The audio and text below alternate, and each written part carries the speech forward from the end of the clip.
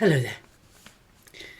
Today I'm looking at John chapter 10, which is all about sheep, shepherds, and the sheepfold. And as you read it in detail, you can see that Jesus made every effort to help people who were listening to him understand that there was no way to get to the Father, no way to enter the kingdom, except via the door into the sheepfold or by following the shepherd. In this passage, John 10 verses 1 to 18, there are some profound things said. It's well worth a look at it if you have a chance today.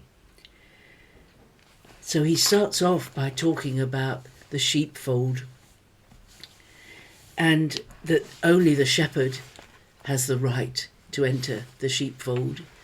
Anyone else who enters the sheepfold by another way, over the wall or breaking down the wall to come in, is not the true shepherd. And the true shepherd is allowed in because the gatekeeper knows him. And the sheep know the shepherd. He knows them each by name, and they know his voice, and they don't respond to anyone else. This is so beautiful. Jesus is the ultimate shepherd. Just as the Lord was David's shepherd, and he could say, "The Lord is my shepherd." David had a great deal of experience with sheep.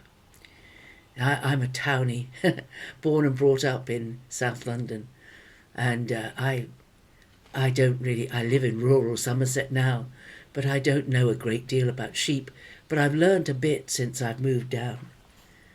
But if I saw a flock of sheep in a field, unless one of them was black and the rest were white, or one of them had a black face and the rest did not, I wouldn't be able to tell one from the other. But the shepherd knows his sheep. Just like the farmers round here, they know every single one of their cows by name. They know the individuals. They know which ones are a bit bolshy and which ones are very placid and friendly. They know their sheep and they know their cattle. They know them by name. It's remarkable.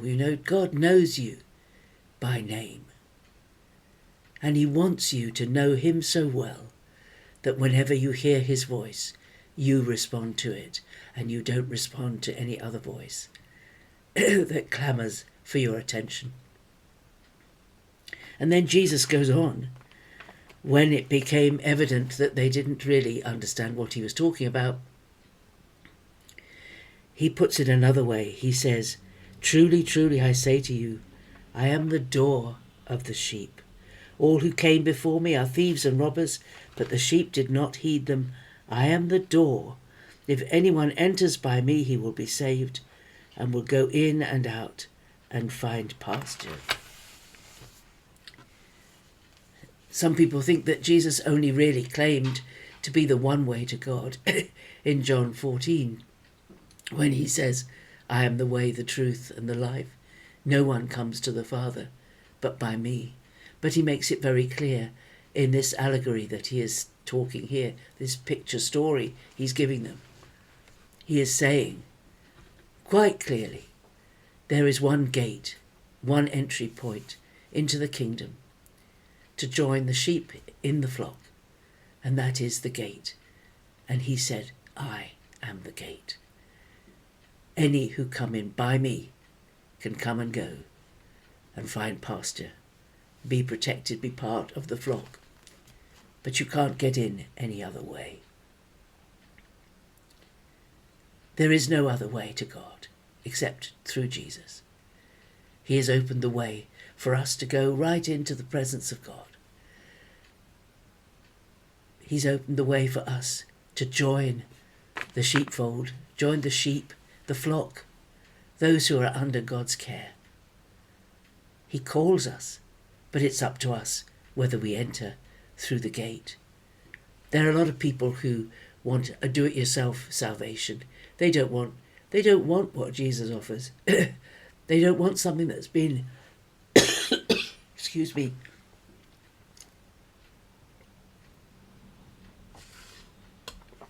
they don't want something that's been given. They want something that they can take pride in and that they can say, I did it. But actually, that's not the way into the kingdom. The way into the kingdom is saying, I can't save myself. I can't atone for the things I've done wrong.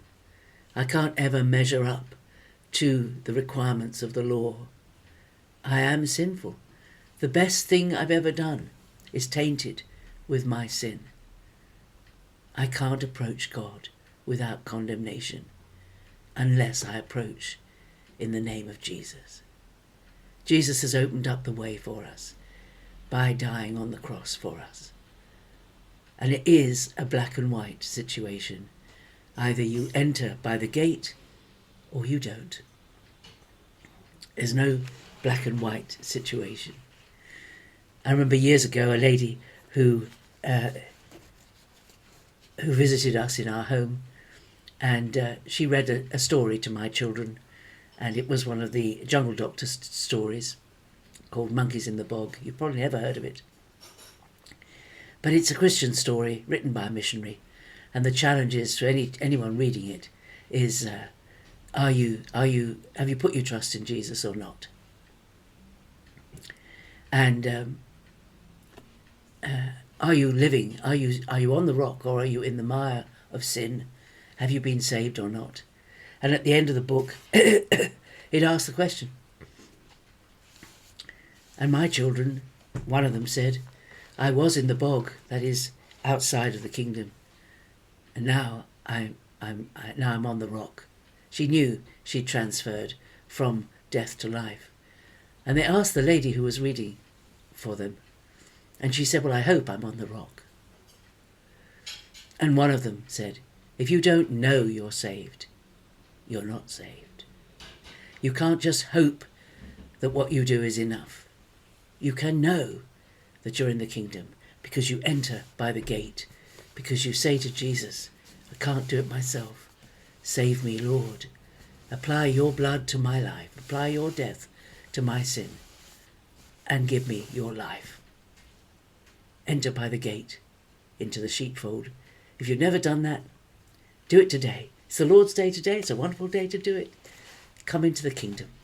And if you do make that decision today and you've never made it before, you've always hoped, you've never been certain, write me a comment. It'd be lovely to rejoice with you over your new birth. Welcome those who have been finding me in recent days. It's lovely to have you along, and I hope my thoughts will bless you. Have a great Lord's Day today, and I'll see you tomorrow. Bye-bye.